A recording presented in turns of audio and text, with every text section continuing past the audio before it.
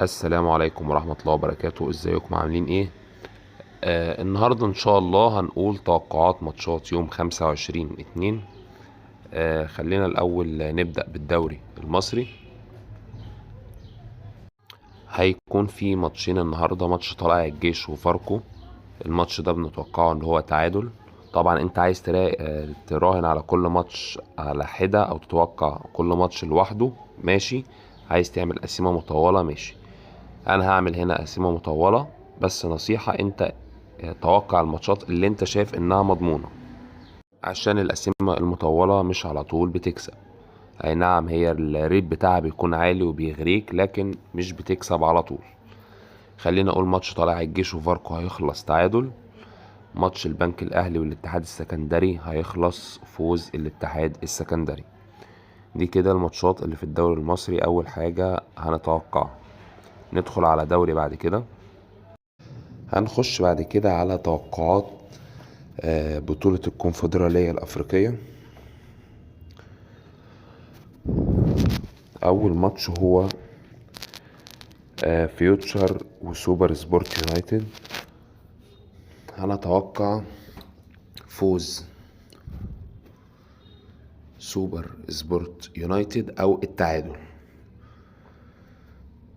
أهو فرصة مزدوجة، فوز أو تعادل.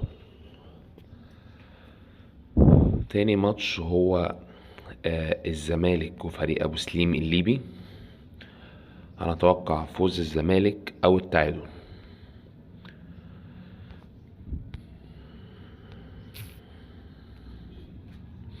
بتكون دي فرصة مزدوجة.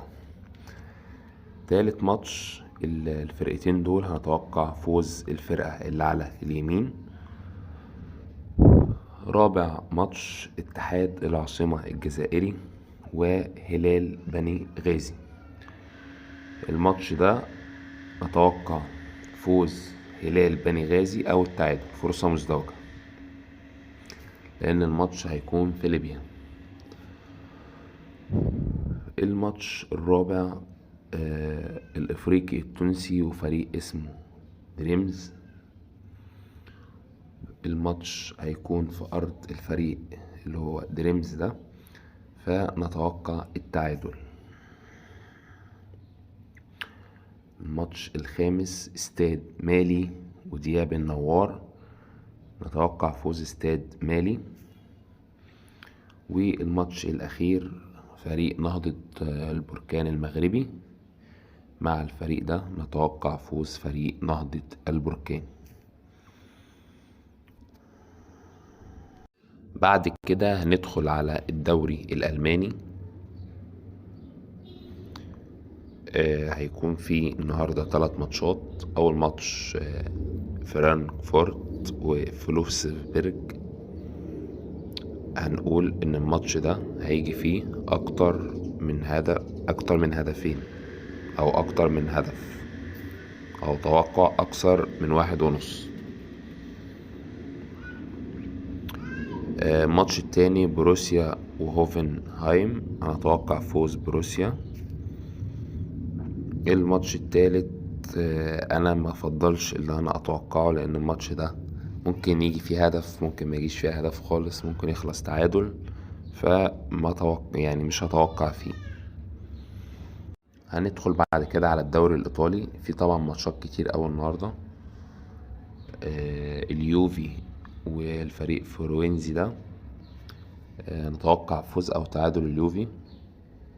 محدش يتوقع فوز، بس فرصة مزدوجة، فوز او تعادل. نابولي وكاليري. نتوقع برضو فوز او تعادل نابولي، عشان نابولي مش كويس الموسم ده. او ممكن اتوقع ان هيجي اكتر من جون في الماتش، برضو كده اضمن يعني. الماتش التالت الانتر، طبعا فوز الانتر، المنافس الاول على الدوري. الميلان واتلانتا، هنقول فوز الميلان. طبعا زي ما قلت، الناس ما تعملش قسيمة مطولة، تعمل الماتشات اللي هي شايفة ان هي كويسة من وجهة نظرها. تخش على الدوري الاسباني.